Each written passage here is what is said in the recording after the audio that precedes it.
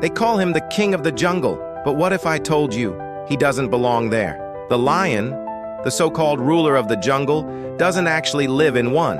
In fact, most lions roam the open savannas, not dense rainforests. So why the title?